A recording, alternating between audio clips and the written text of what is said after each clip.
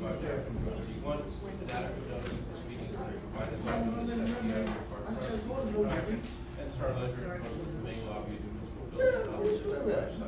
Just write some please. And to the republic for which stands one nation under God, indivisible, with liberty and justice for all. Thank you. Roll call. Councilman Steen? Here. Councilman Schumacher? Here. Councilman Ballard? Here. Councilman Ingstrom? Here. Councilman Zimmerch? Here. Councilman Gordon? Here. Okay, here, come on. First item on the agenda is the River Center rebranding presentation. Why would you want to rebrand a successful item? Gotta stay relevant. I'm not sure the mic system is working, so we can't hear you, but I'll try. It was on already. You just turned it off. There we go. Mayor, thank you so much to you and the council for allowing us to come tonight and present our new branding campaign for Red Bank. I have with us Steve Catania, our board chair, and Laura Kirkpatrick, who is our director of marketing, and also our team from Spitball Advertising, which we've worked very closely with to develop this campaign. I'm going to turn the microphone over to them actually, but I just want to lay a little bit of groundwork, and I promise we will be very brief. Last year when we did our strategic plan, one of the goals that came up was to develop a 5-year marketing strategy. And so we set to work on that. And one of the first things we did with the marketing committee, which is made up of representatives from throughout the business district, and we worked with Spitball, we looked at the strategic plan and we addressed the strategies that were outlined in the plan. We prioritized them, and we used that as the guiding document to develop this very exciting advertising campaign. We went through a very rigorous process. I won't bore you with the details of what that process was, but we met over the course of about 6 months, and we really dug deep into what Red Bank represents, who. So, having laid that groundwork, I am happy to turn it over to Sam and Nick from Spitball. All right. So thank you, Jim. Appreciate the introduction. My name is Sam Underwood. I'm one of the account executives and lead up the Red Bank account for Red Bank River Center as well. So, right, as Jim said, they came to us with the ask of how do we align the strategic plan with all of Red Bank's offerings and business needs and town in general to increase awareness. So I believe Jim already said we're not gonna bore you with the process that went into it, but just quickly let you know how we got here. So we identified what our problem was and how we could address that. What we saw is from our research that people really only associate Red Bank with the one thing they already came here for. And then looked at who our audience was, what the brand could stand for. So we came to this insight of like people are looking for more unexpected experiences and discovery. But when we thought about Red Bank, the town itself, it was a town of constant reinvention that created this unique mix of experiences, which led us to what we gave the creative team and what the crazy minds that Nick will show you came up with and the fun of it. But basically we said to them, how do you make a campaign that says to people, your plan for discovery has already been curated for you at Red Bank? So that's my quick intro into this, and I'll let Nick unveil the campaign for you. It's probably in everyone's best interest if I don't use the microphone. I project. They're going to need to pick you up on the tape. Oh, on the tape, okay. Yeah. I thought it was just to amplify, which, yeah, I'm a bit loud. Okay, so as Sam talked about, there was a lot of strategy and a lot of thinking that went into this, but then the fun part is the creative. We really wanted to make sure we reflected this idea of curation and excitement that the town has. Let's see. So, what is Red Bank? Well, It's a red screen. a visit to our town may begin with a shared drink between friends, or the quest for the perfect pair of shoes, maybe an unforgettable night out at a show, or maybe it's just a quick bite to eat. But whatever brings you here initially, it's all of the unexpected discoveries along the way that make how you experience Red Bank your own work of art.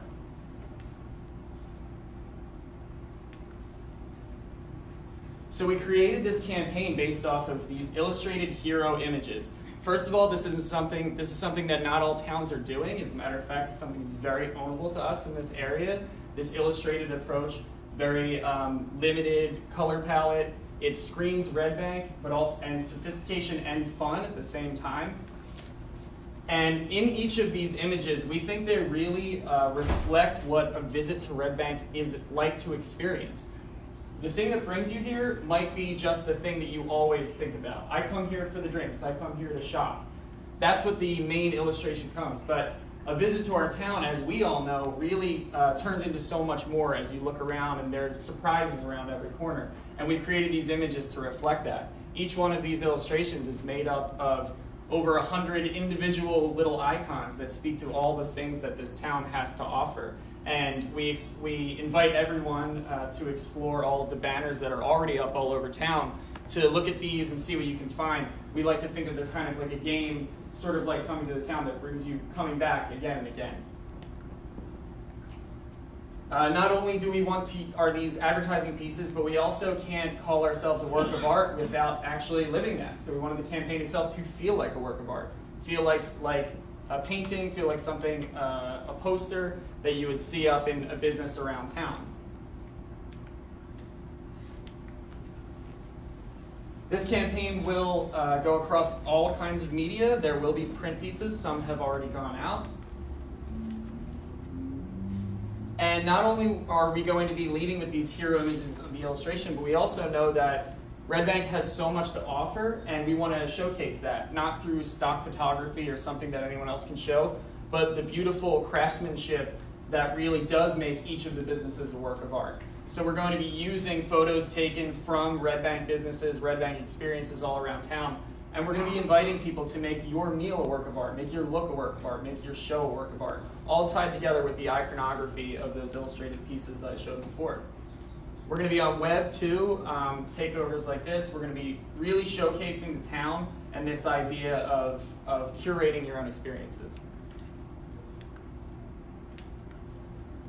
And of course, last is social. So a big push of this is social, and that doesn't just mean the Red Bank River Center social, it also means all the businesses as well. So the campaign is really overarching, and it's something that we're getting everyone to buy into and really embrace. And we're doing that by creating this toolkit for all of the businesses to use, so that all of these graphics and overlays, this kind of harmonized feel, is something that all of the businesses can use in their own social stories and advertising and marketing.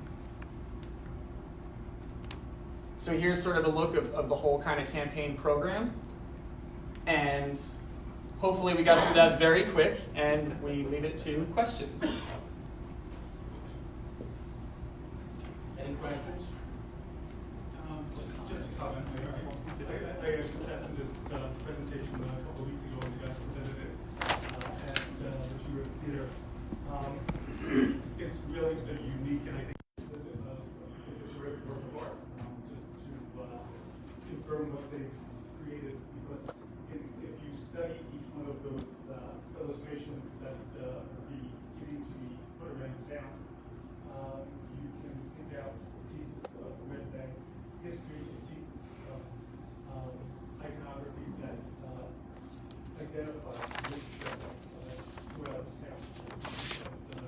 Really, really wonderful job. And the illustrations are still super. Thank you. Any other comments? And I presume, obviously, Mr. Scarell, the board, the River Center, the top board, is reviewed, that they frequently recommend program. Yes, we worked very closely with the marketing committee to begin with, and then have gone through the process.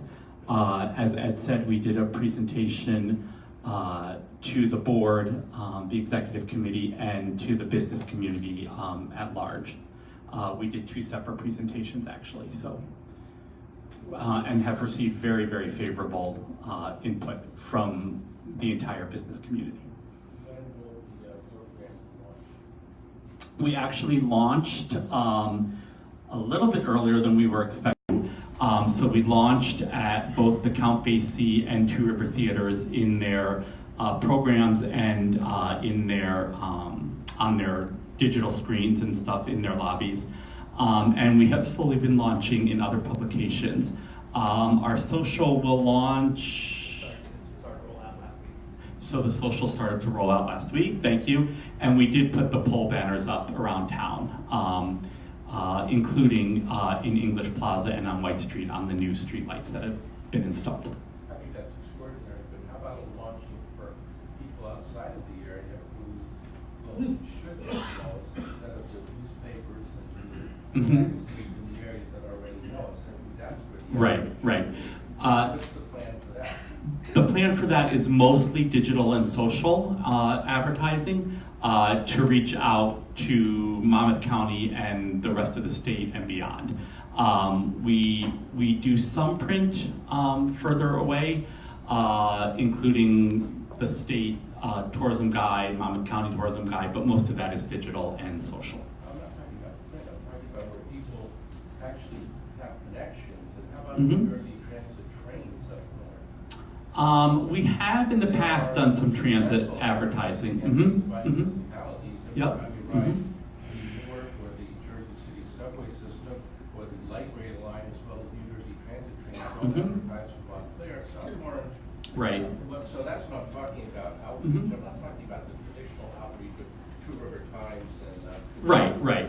No, most of our advertising now is either digital, out-of-home network, such as you're talking about, and social advertising. I mean, when it comes down to it, we have to lay the budget over top of everything and consider what's most effective. All I'm saying is that Mhm. take that into consideration, because advertising to the converted does no good, because they're already here. I think we should advertise to the people who are not here to get them here. That's all I'm saying. Okay. So unless I hear any objection, I think that this is an affirmation by the council and their Thank you. blessings. And thank you very much for your attention tonight. Thank you. I just would say that it looks great, and it seems like something you could totally expand upon, just the iconography of it and the themes of it. It seems really expandable, and it seems awesome too, like I know you're starting with red, because we're Red Bank. I could totally see seasonal changes just with one color switch up, and so it's really smart in its minimalism, but also its messaging, so it's really, really good job. Thank you. Next, we have proclamation of Baby Loss Awareness Month. Is that what we're on now? Oh, go ahead.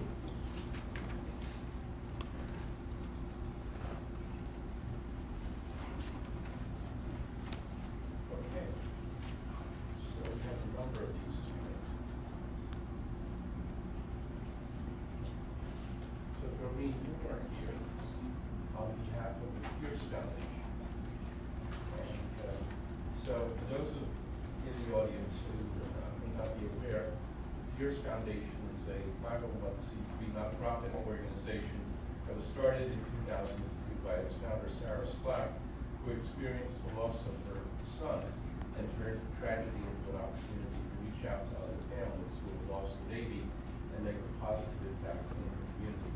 And whereas since its inception, the Tears Foundation has served thousands of families in need with both financial and emotional support services, and whereas the mission for the Tears Foundation seeks to compassionately lift the financial burden of families who have lost a baby by providing funds to assist with the cost of burial or cremation services, and whereas the Tears Foundation believes that every baby's life deserves to be honored and memorialized in accordance with the grieving parents' wishes, and our commitment to helping bereaved parents with this experience, and every grieving parent deserves access to ongoing bereavement support. And whereas in 1988, President Reagan designated October as National Pregnancy and Infant Loss Awareness Month, and whereas to pursue this mission to bring support for hurting families, the New Jersey chapter of the Tears Foundation has announced the Break the Silence campaign to attain this important goal. Now, therefore, be resolved that I'm at the Governor's Law Amendment. We hereby proclaim October 2019 as Pregnancy and Infant Loss Awareness Month in the Borough of Red Bank. And urge all employees and residents to break the silence surrounding pregnancy and infant loss and to participate in the activities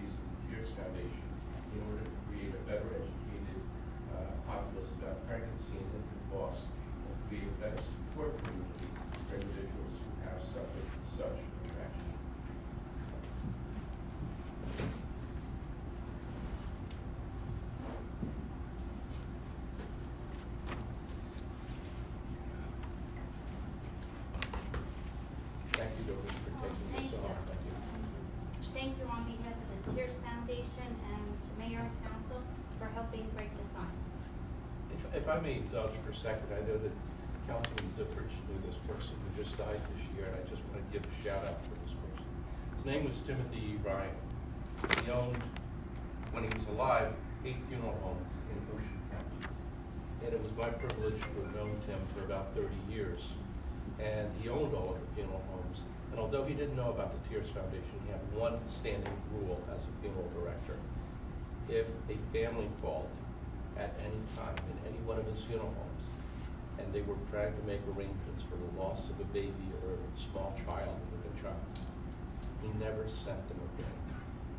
He did that for 40 years. So I'm sure he's looking down on us because he just died 3 months ago.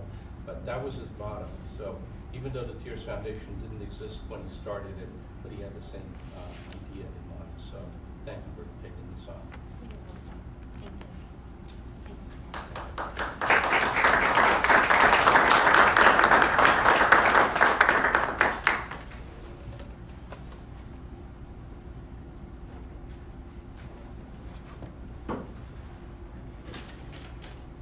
Tim was the happy warrior of Ocean County. I think every other year he ran for something at the county-wide level on behalf of the Democratic Party. And of course, he never won. But he ran anyhow with a smile. Next is the proclamation of Hapgood. I know that Steve is here, and I know Yasu insisted that we not only express kudos, but have you here so you can tell the public and the world about the great work that Hapgood does. So, Maria Quincy. Oh, sorry. Whereas 30 years, Hapgood has been providing stability, dignity, and hope to those who find themselves without the most basic of human needs, a safe environment, and permanent home. And whereas in the late 1987, Montreal volunteers conducted a survey and found that a large percentage of the people that they were feeding were living in substandard housing, and these volunteers initiated a new organization that came to be known as Hapgood. Whose purpose was to provide affordable housing in the same geographic area, but unfortunately, before the new agency was able to launch, 3 homeless men froze to death, and the HAB in Hapgood was derived from the initials of these 3 men. And whereas in the past 3 decades, Hapgood has provided permanent and supportive housing for homeless veterans, families, and individuals with special needs, and currently provides a safe home for approximately 260 people, including 47 families that were previously homeless. And whereas according to the 2017 point in time count, there are 332 homeless households in Monmouth and Ocean County, probably more, including 179 children under the age of 18.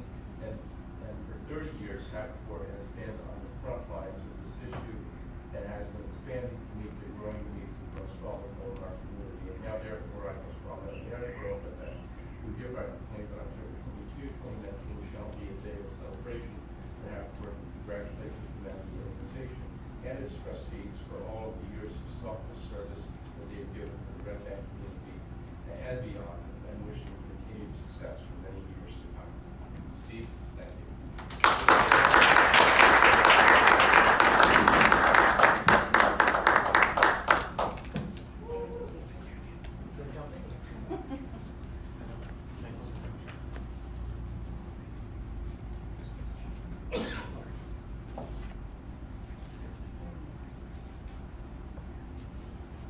The first Hapgood house. I know I got a story for everything. But the first Hapgood house was on Pearl Street. And the first Hapgood house owner that sold the Hapgood was a lady who was a real Red Banker. And I know there's some members in the audience who remember her fondly because she yelled at Freddie Poynton a number of times.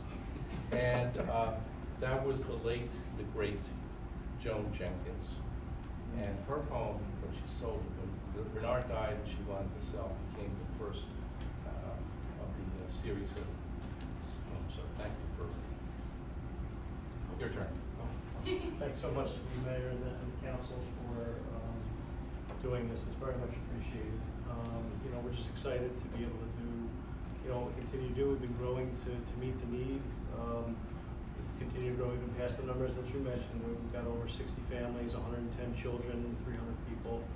And we're just excited that Red Bank is a town that acknowledges that there's a need for this sort of thing and doesn't kind of succumb to NIMBY. And we're excited that the project that you guys approved over on River Street is we've got fully funded. We got the last piece from the National Housing Trust Fund, and we're looking to do groundbreaking very, very soon.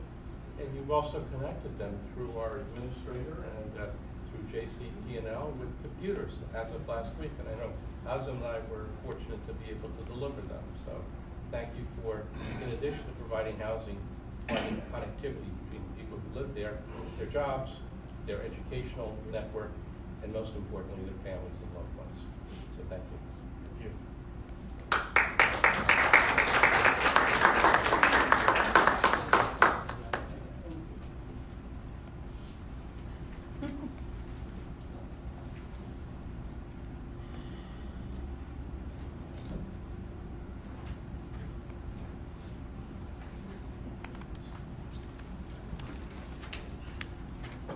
Anyone here for breast cancer awareness?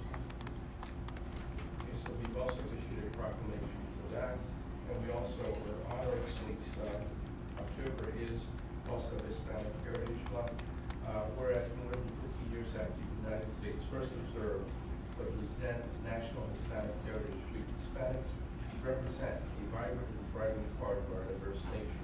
Their history and cultures stretch across centuries, and the contributions of those who came to our shores today in search of their dreams continue to add new chapters in our nation, in our national story.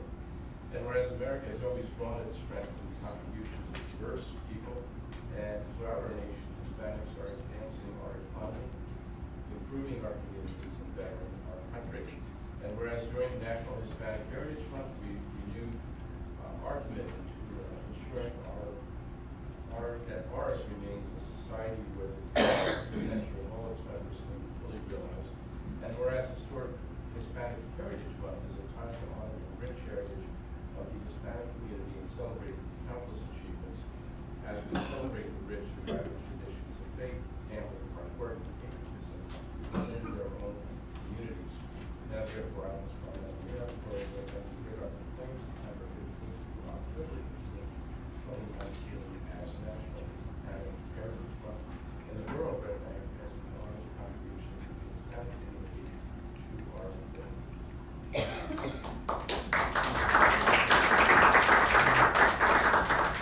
Any members of the public that comments on any items that are agenda items this evening? Okay, seeing that, we'll go right on to approval of the minutes for September 25, 2019 motion. Second? All in favor? Any opposed? For public hearings this evening, we have two items. One is the ordinance 2019-67, amending chapter 361 of the Fire Prevention Code to increase the required inspection interval of non-light hazard uses within the borough that's pursuant to the revisions to the code. Any members of the public wish to address this ordinance? Motion closed. Second. All in favor? Aye. There, motion to adopt the ordinance 2019-67 of the fire code. So moved. Second. Second. Roll call. Councilman Racine? Yes. Councilwoman Triviano? Yes. Councilman Ballard? Yes. Councilman Yingster? Yes. Councilman Zipridge? Yes. Councilwoman Ward? Yes. The ordinance is adopted. Next is ordinance 2019-68, amending chapter 505 of the Property Maintenance Code of the Borough of Red Bank to update the applicable version of the International Property Maintenance Code, which hadn't been updated in a number of years. So this brings us up to compliance with the International Property Code. Any members of the public wish to address the council on this revised ordinance? Seeing none, motion closed. Motion. Second. Second. All in favor? Aye. Motion to adopt. Motion. Second. Roll call. Councilman Racine? Yes. Councilwoman Triviano? Yes. Councilman Ballard? Yes. Councilman Yingster? Yes. Councilman Zipridge? Yes. Councilwoman Ward? Yes. The ordinance is adopted. Next, we have for introduction only scheduled for a public hearing with surprise introduction for November 13th, 2019 at 6:30 p.m. Ordinance 2019-69, which is an ordinance that amends and supplements Chapter 94, Article 1, that will remove the residency requirements for membership in the cadet corps of the service. Any members, actually, motion to introduce. Second. Roll call. Councilman Dean? Yes. Councilman Giuliano? Yes. Councilman Ballard? Yes. Councilman Inkster? Yes. Councilman Goodrich? Yes. Councilwoman Morgan? Yes. Public hearings, as I said earlier, is on November 13th, 2019, 6:30 p.m. With respect to the resolutions that are on your agenda this evening, these resolutions have been previously vetted for the workshop. Unless there is any specific requirement, I would ask that resolutions 19 to 42 through and including resolution 19 to 56 be moved on us. So moved. That's second. Roll call. Councilman Dean? Yes. Councilman Giuliano? Yes. Councilman Ballard? Yes. Councilman Inkster? Yes. Councilman Goodrich? Yes. Councilwoman Morgan? Yes. Okay, now we go on to resolution 19 to 57. I'm sorry. 19 to 57, which is a resolution authorizing the execution of an agreement with the County of Monmouth for the installation of solar powered push button activated pedestrian crossing flashing beacons at County Route 10, which is Restaurant Street, at the intersection of Italy Plaza. Much needed improvement, and we've been working on this for a while. So motion, So moved. second. Second. Roll call. Councilman Dean? Yes. Councilwoman Giuliano? Yes. Councilman Ballard? Yes. Councilman Inkster? Yes. Councilman Goodrich? Yes. Councilwoman Morgan? Yes. Resolution is adopted. Resolution 1958, authorizing the execution of an agreement also with the county for the installation of an in-street pedestrian crossing sign at the intersection of County Route 11, which is Broad Street, and County Route 520 and Capeland Road in front of Foodtown. So this is also something which has been in the process of investigations, discussions with the traffic engineers, both from the borough as well as from the county, and we are ready to move forward and get a local agreement for the accomplishment of that with the county. Motion? Second. Second. Roll call? Councilman Dean? Yes. Councilwoman Giuliano? Yes. Councilman Ballard? Yes. Councilman Inkster? Yes. Councilman Goodrich? Yes. Councilwoman Morgan? Yes. Resolution is adopted. Resolution 1952-59, a resolution authorizing a tax appeal settlement regarding Sheffield property, block 59, lots 4 and 5, based on the recommendation of tax counsel Daniel O'Hearn, as well as our assessor, since this has been pending in the tax court. I know that I will abstain from this, and I know that Councilman Yasin, as well as Councilwoman Giuliano, will also abstain, and Councilman Silveridge will abstain. That leaves 3 votes, yes. So moved. Well, you're the council president, so you're running the show. Any motion? Second. Roll call. Yes. Yeah. Councilman Dean? Abstain. Councilwoman Giuliano? Councilman Ballard? Yes. Councilman Inkster? Yes. Councilman Goodrich? Abstain. Councilwoman Morgan? Yes. Okay. The resolution passed based on the rule of necessity. And next we go on to resolution 19260, the resolution of support from the Borough Red Bank governing body authorizing the sustainable Jersey Command application. Motion. Second. Second. All in favor? Any objection? Now we move on to council comments. We normally start over there, I'm going to start over here this year. Councilwoman, yeah. Sure. All I right. know your voice is weak today, that's why I started with you. It's doing just fine. So for our police department, we recently hosted a bike light safety event in conjunction with the Monmouth Reform Temple. I'm happy to report that event was a success. 55 lights were installed, mainly on bikes of adults, which was the goal of transportation. Secondly, I want to congratulate the police department. We are one of 5 local police departments in Monmouth County now operating in a program called the Growth Through Opportunity Program. It gives an opportunity for people with special needs to serve as cadets in the police department. This is the first time this program is happening in the state, so I wanted to congratulate Ivan McGuire, who was officially made our first cadet in that program. The goal is to give special needs people job experience and to learn how to operate in these settings. So I'm really proud of our police department for always opening themselves up for new opportunities. Lastly, I want to talk about another program with the police department. It's based on something in Salt Lake City. They have a homeless outreach service team there. Obviously, we're not staffed up to have an outreach program of that nature, but part of what they do is an at-risk person's contact card. And essentially what this is for anybody who's homeless or near homeless who is identified in the town. These service cards have started. The department started this about 2 weeks ago. The card has simple questions such as if the person is a veteran and who their emergency contacts are, and it connects them to services, and it also humanizes them. And it makes them connected to the police department in a way to where we can help them if they're truly needing us. So I wanted to once again congratulate the police department on being innovative with that program. It's already worked to help connect people to the services in the town they may have not known existed. Right down the street from them, I know one person who was reached out to didn't know lunch break was there as an opportunity. So we're moving and shaking in the police department. I have no report for the fire department besides that we just had another successful fire prevention week. And I know they visited Monmouth Daycare Center, the charter school, the primary school. I know my kid came home asking me about if I had, good batteries in all my smoke alarms. So thank you for your efficiency in that respect. No report for the Environmental Commission as of right now. And then I just wanted to also recognize Hispanic Heritage Month. At Red Bank, 1/3 of our population is Latino. Our town wouldn't look the way it does, sound the way it does, feel the way it does without our Latino population.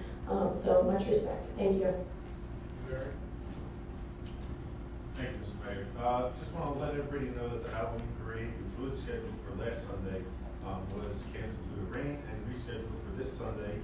Lineup starts at 1 at Irving and Arthur Places. The parade will push off at 2, and then bands, activities, and games will follow until about 4 p.m. If it rains again, which is pretty likely, the plan is to host a parade at Count Basie Park on Monday night from 6 to 7:30 p.m. around the track. We will have a magician, costume contest, music, and several vendors there. So just be on the lookout. We'll make the call probably either Friday or Sunday morning, so everybody knows to be there. Veterans Day is November 11th. Our program will start at 11 a.m. at 51 Monmouth Street. The rain location will be at the Elks Lodge, which is 40 West Front Street. Thank you. Thank you. Councilman? Thank you. Kathy? I just wanted to report about 2 very important events that took place in our African American community the last couple of weeks. Janet Jones, who's been on North Board of Ed for many years, was installed as the pastor of the AME Zion Church on Shrewsbury Avenue. And I was happy to go there and to represent the mayor and council. She's someone I've known for quite a long time. And on Sunday, Councilman Eastern and I attended an event at Pilgrim Baptist Church. They celebrated their 123rd anniversary, and it was Pastor Porter's 60th birthday. So there was a lot of singing and music and great preaching. He also has had his knee replaced. There were complications. He gave a very impassioned sermon about moving through all of that pain and how his faith was tested, but he came out on top, and it's going to take a while to heal, but he was in good form, wasn't he?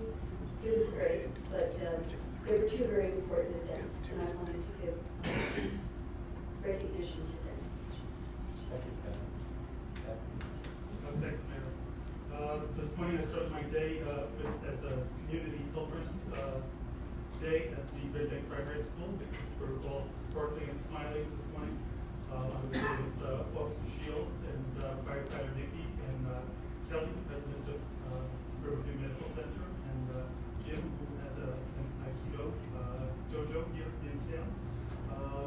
The teachers and the students could not have been more welcoming, as we talked about what it means to be a community helper. I remind everybody that the Red Bank Borough Education Foundation is hosting their casino night on Friday, November 1st. You can get tickets at rbdef.org. And today I was out with a number of my colleagues here on the council at the groundbreaking at Belhaven.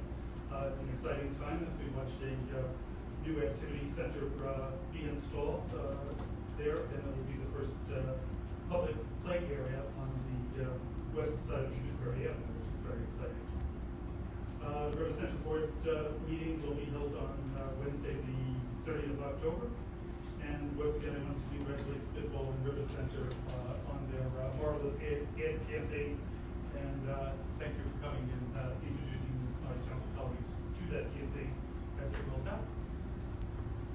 Thank you. Michael? Thank you, Mayor. I have no report. Oh, thank you. Administrator. Thanks, Mayor. Unusual, because this is Mayor Council comments, but I did just want to comment on 3 or 4 resolutions. They've been voted on, but also for the benefit of the public. And to recap, the first 2 I want to discuss are 19-257 and 19-258, which were the flashing beacons and the pedestrian sign, as you did say. These are something that you've been working on. I do just want to recap. I apologize, I was using the microphone. I do just want to recap that these are a culmination of collectively this governing body's efforts to enhance and improve on pedestrian safety. Since I came on board, there were about 12 issues at a minimum that I've counted, and as you know from my updates to you, I've been meeting with the county just with respect to pedestrian improvements, everything from Shrewsbury Avenue to various crosswalks, and these 2 are just 2 more efforts of things that have successfully been completed thanks to our police chief, our public works director, and our engineer, and the county officials, those with respect to county issues. And there's been others that we've been working on locally, and there's a lot to be done. And I know it's a work in progress, but we continue to do it thanks to your guidance and your leadership collectively in identifying these areas. So, my thanks to all of you for keeping us on track with improving pedestrian safety. I also want to just comment on the Sustainable Jersey application, 19-260, because that was a last-minute addition, so I appreciate you guys allowing us to do that. The deadline is next week, and this is something that we've been working on with our grant consultant, and we had a meeting with our grant consultant and our team, including Nancy from the Environmental Commission, and that's going to start something that hopefully is the trend in positive work, which is to put solar panels on some of our facilities. And because the grant is a smaller grant, what we're looking for is a $10,000 grant. There's not that much you can do with solar panels for $10,000, but we're looking at solar panels over at the Count Basie concession stand or stands with a power bank, so that way we can use that electricity to light up the lights, to power up the lights over at Count Basie Field, and move that into a green facility. If we're successful with that, that could be a demonstration for other successful projects of adding solar to things. So that's that. The other thing with pedestrian safety I do want to add, also since our chief is here, and he did bring this up in a workshop meeting, is we do have a special officer class 1 who you all extended at the last council meeting the term of his employment, and that special officer is going to be patrolling mainly Broad Street, our downtown corridor, but other areas, not just to quality of life issues, but also pedestrian safety, sidewalk safety, ensure that parking rules are enforced with respect to illegal parking too close to the site triangles and intersections and all, so that way our downtown, especially with the holiday season coming up, is a safe one for all visitors and residents alike. And then the last one is the 255, the best practices inventory. I'm happy to report that we are doing very well on a number of those items. I do want to acknowledge that there are some areas that we can certainly improve upon, and we're always in a state of improvement. But what's ironic, and as I'm sure you did review almost all 100 questions, the state has expanded this best practice inventory with a lot of optional questions as well, and a lot of newer requirements, and those are directly tied to our state aid. In my opinion, I think we're ahead of the curve. It's interesting that we do things here, and then they show up on the best practices inventory, things that we've discussed. So I think that reflects very well on the Red Bank. So thank you all for allowing me to speak on this. Thank you, Steve. Just two quick things. First of all, I'm glad that Tom Patu is here because in juxtaposition of what you said about where the chief sectors are with respect to quality of life issues, parking enforcement is definitely a better frame than it's been for many, many months. And part of that will be that there will be enforcement of violations of parking rules in terms of blocking intersections and blocking of parking in fire zones, especially the downtown Shrewsbury Avenue by parking enforcement, because they will be rotated in terms of hours of employment, not just their traditional. So that's good. But dovetailing that, I will be appearing at the invitation of the National Association of the Commercial Real Estate Development Association, New Jersey chapter, and a topic that I think is important was brought out at least in Red Bank when we had our months and months of comments. Some of them welcome, some of them perhaps not, but there were comments nonetheless about the parking proposals. And one of the issues was the futuristic role of parking, as well as the role which autonomous vehicles and parking trends will have on municipal parking allocations, strategies, and also initiatives in the future. So I will be one of the panelists with my friend, Deputy Mayor of Newark, Allison Ladd, as well as the chairman of the board of Ganter, which is one of the large international operations that is dealing with autonomous vehicles, and also with Jeremy Newark of CBRE, the chairman of the board. And this is at Gateway tomorrow afternoon from 4 to 8 o'clock at night. It's been scheduled a long time ago. There will be leaders of industry that will be involved in these panel discussions. The whole idea is that the conventional and routine analysis of parking, whether it's deck parking or surface parking, is going to see radical changes as a result of demographic trends, as well as the industry changes that, if not evident today, will be forthcoming. So the question is, do you develop parking areas strictly as parking areas, or do you provide for a merger of the parking needs with other community-based needs and initiatives? Miami has had a very successful go at that. And some other cities in Europe, especially in Germany and Switzerland, for example, have some extraordinary initiatives, and they have some information to report. So I look forward to participating in it, but I just thought it was an extraordinary opportunity for us to have an input from a small municipality. So we wanted to choose two municipalities in New Jersey that have sort of an urban-esque feel, a large one and a smaller one. So they chose Newark and Red Bank. And so hopefully I will not embarrass all of you too much tomorrow. The second is something that I did meet at rather fruitful. I didn't want to meet with them, but I did. I met with representatives of the National Wildlife Federation Community Wildlife Habitat Program. It's a national organization. And after 5 minutes, I realized that I should have met them a long time ago. And this is something which I want to, in the future, bring to Red Bank's attention. I know that Councilman Dowd was given a little bit of an inkling by the Animal Welfare Committee Wednesday, or rather last night. And Councilwoman Trujillo may have been given some information on this by Shade Tree as well as the Environmental Commission. But the whole crux of this program is that, first of all,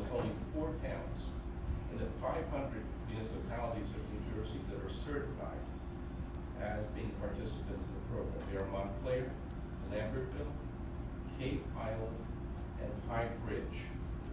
I don't know the last two. I know the first two. But they seem like rather bucolic farmland type accounts. However, this is not farmlands. This is for us.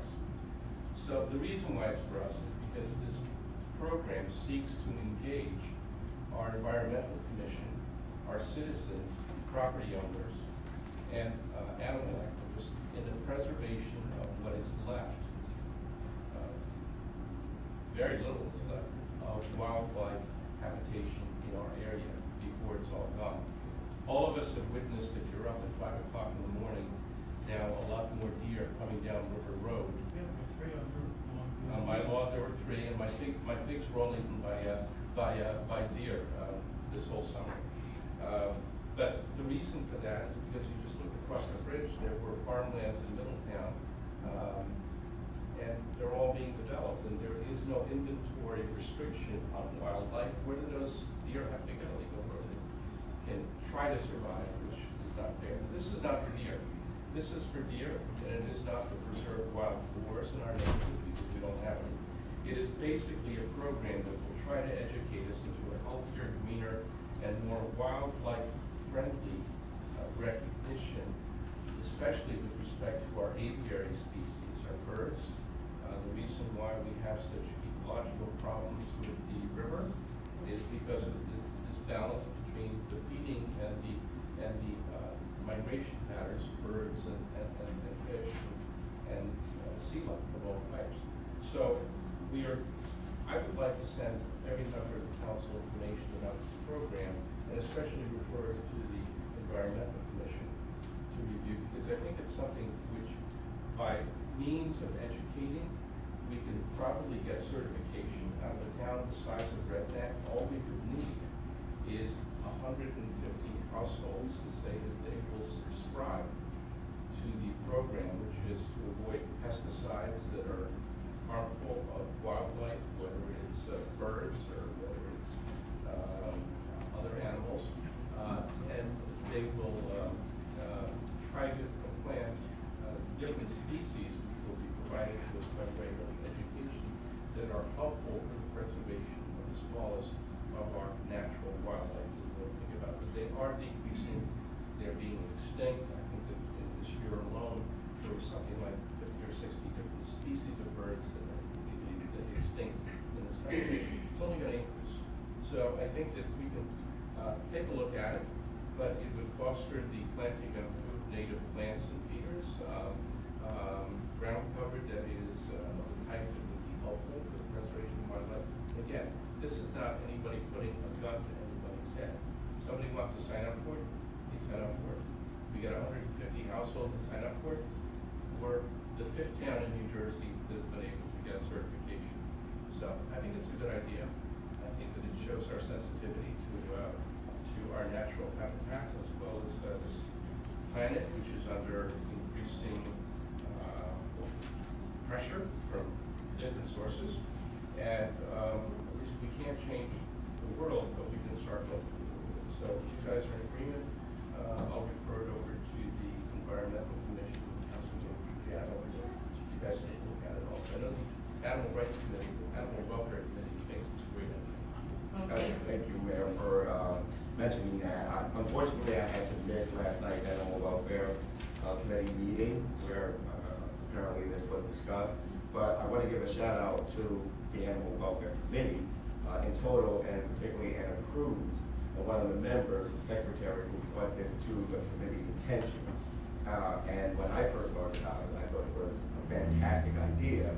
So I brought it up to Z, our administrator, because I thought we were doing a lot of this stuff already through our Environmental Commission, through our Shade Tree Committee, and I thought we were further along in this certification than even we realized. And Z agreed and suggested that we go to, again, the Environmental Commission and Shade Tree to get their buy-in. So again, Mayor, I think it's a fantastic idea. I'm thankful for the animal welfare for bringing it to our attention, and it will certainly open us up to being number 5 on the list, and a town that we all are familiar with, and also open us up to additional grant money for our town. So thank you again for bringing that to our attention. Mayor, I like the sound of it as well. The one thing that pops into my mind is while you're sharing this information with members of the governing body and the committees, might it be important to share with the land use boards, with the planning and zoning boards, so that those members are also sort of environmentally conscious?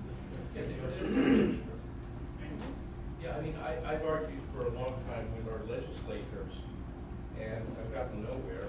In the past, I haven't tried with our current senator, that I really think one of the sins of development in New Jersey is that if somebody has a farmland, full snack, all they do is they get an expert that will certify that there's no endangered species on there. Well, that's not the point. On that 10-acre or 20-acre farm in Homedale or Marlboro, there are rabbits, there are deer, there are other types of animals, and once they raise, and that's what they do, they raise all the fields, they scatter. Where are they gonna go? They go on the street, they get run over. So we see them every morning on 520. So there's no resource for the state to say that if you have a development project in excess of 5 acres or something like that, instead of relying on the developer to do an inventory, it should really the ownership be on the Fish and Wildlife Division and the fund the Fish and Wildlife Division to do the actual analytical examination and make the appropriate, take the appropriate measures to relocate these wild animals in either park areas or preservation areas in other parts of the state. Otherwise, we're basically signing their death warrant, which is what happens every day when one of these farms is approved. I just can't say like this is a good conversation. I feel like there's a lot of ideas around here. We can do even more than what we're proposing. So that's something we can have on our workshop. Yes, but I just want to roll it out. If there's objections, or we wouldn't even go for Just something I'd also like to learn more about. Yeah. The voice of you guys. So. I think it's important that the Environmental Commission and the other organizations participate in this and then possibly, issue a resolution for us to act on, which would be very appropriate to discuss in workshop on solar, nitty-gritty and factors. Any members of the public have any comments with respect to any matters this evening?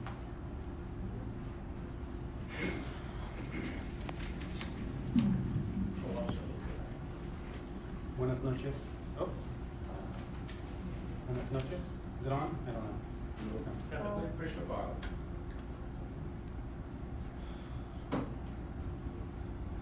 Try the other one. Oh. Just hold the button for a second. Hold it in. No, no. Okay, now try it. There you go.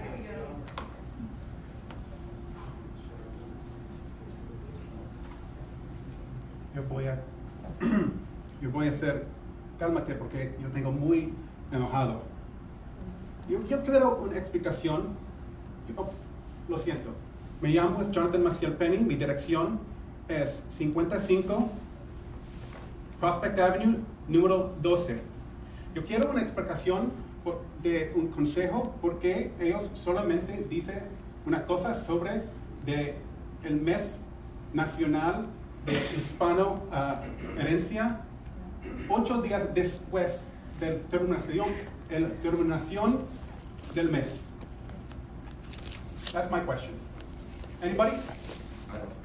So we are passing the Hispanic Heritage Month because. Do you know when Hispanic Heritage Month is?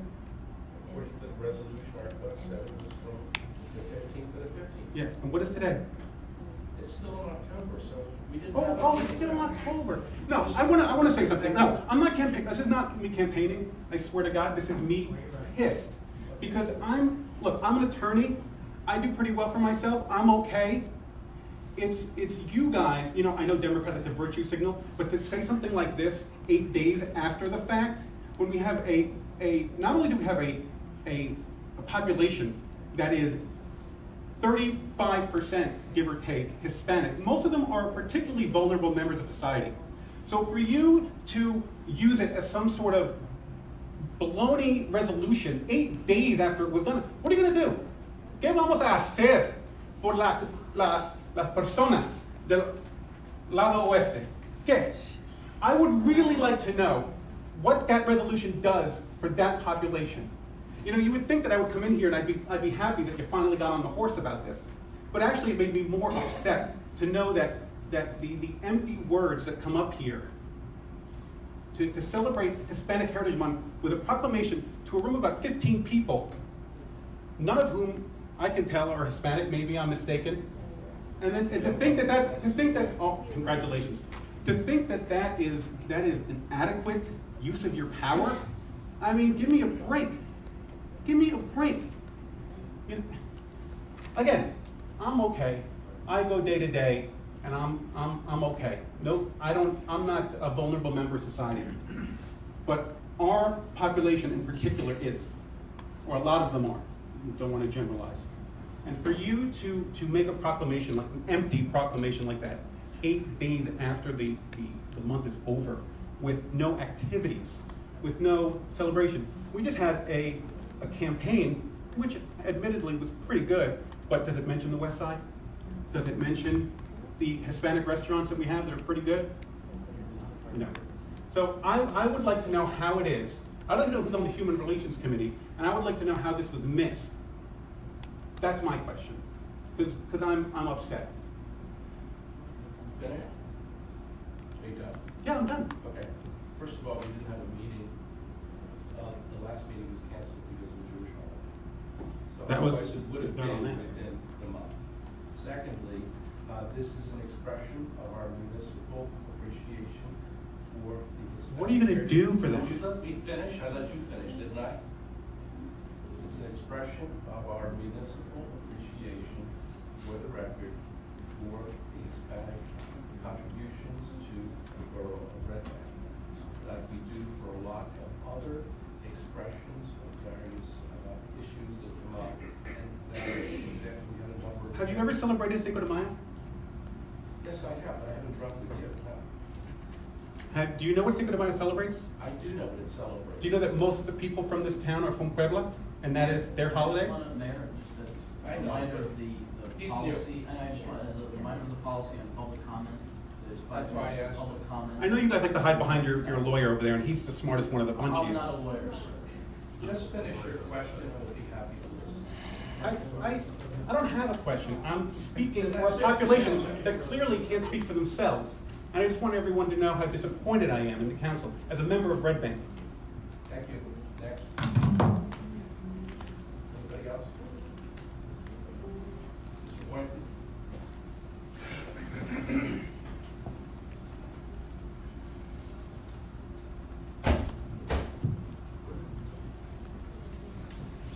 Good afternoon. Mayor and Council, I want to thank Cliff and Rich Hardy and Donnie Anderson and Brutus. They came out the other day. Can you hear me? They came out the other day and painted the lines on the street over there. And we trying to see if that worked, but you still have problems. Some of the people's park. The street is narrow, they admit that. But they park right behind a driveway, and it's still kind of hard for that vehicle to get in and out. From Shrewsbury to Layton, you have 6 handicapped people living in that area right there. And it's kind of hard for them to maneuver their vehicles and for a special bus to come and pick them up. And I hope these lines that they put down will help some of the problem, but they ain't gonna solve all the problem. So we need to still address the parking about the oversized vehicles on the streets. That's one street that some of y'all councilors really need to come out and walk and look in the afternoon, and you'll see what I'm talking about. And vehicles are getting hit on the street because that's how narrow it is. So I'd like to keep that in mind, straighten that up. The other thing is, Mr. Miller, and the mayor and councilman, we need the borough administrator, sometimes when he get time, to come up Shrewsbury Avenue, when he gets some free time. The little lockers. I keep calling Cliff about the little lockers on Shrewsbury Avenue. They, What, I'm sorry, Fred. the little lockers. Litter locker. The little lockers. Litter locker, okay, thank you. Did I say liquor or little? I thought you said liquor locker. Little lockers. I'll be there tomorrow. They from Monday, Wednesday, Thursday, right? They run it over. And underneath, you have all the extra debris. It takes a guy, common sense, Mr. Manager, to move that little locker with a shovel and sweep that stuff up. I know you got $1,000 for shoes back, but we just wanna try to keep it up. Those That's little very lockers are small. maintenance, Yes. And just need somebody to come out there and monitor that, because they're not getting done like they should be on a daily basis. Thank you. Thank you. Anybody else? If not, we're gonna continue the discussion items, request from Augusto Valencia Mircio for membership in Liberty Hills Motion. Second, all in favor? And request from River Center, for various improvements with respect to decorations in the business district, to begin on October 28th and to be removed by January 15th. The lights to be removed on March 31st. Motion. Second. All in favor? Any opposed? Request for free parking also from River Center from November 29th and 30th, and also from December 12th through the 25th. Motion. Second. All in favor? Any opposed? And also request to hold the following events: Holiday Town Lighting with Sun Express on November 29th, Holiday Harmonies every Saturday, and November 30th and December 21st, Holiday Horses and Wagon Rides every Sunday, November 30th through December 21st, Pictures with Santa every Saturday and Sunday, November 20th through December 22nd, and the Barbizon Holiday Mannequins Sunday, December 1st, and Winter on Broad Street for December 9th. Motion. Second. All in favor? Aye. And also special event requests for approval for sidewalk walk-up chairs at Riverside Gardens Park, so people can meet their therapists, I guess. For an international listening project on October 26th from 11 to 1. And request from Dublin House to be recommended from November 27th through November 30th. Motion. So moved. Second. All in favor? Aye. Any opposed? I guess all members of the council, they got a chair in Riverside Gardens Park. I think we can get there. So although I jumped to public comments since I did something unorthodox, any member of the public want to have any comment now based on what I just did? If not, motion to close. Second. All in favor? We do have a need for an executive session. Is that correct? What formal action will be taken? Good, we're here. Okay, so motion to be hired for executive session. Minutes of the executive session will be provided as a conclusion of the matter. And we're back to time to take formal action. Motion. Second.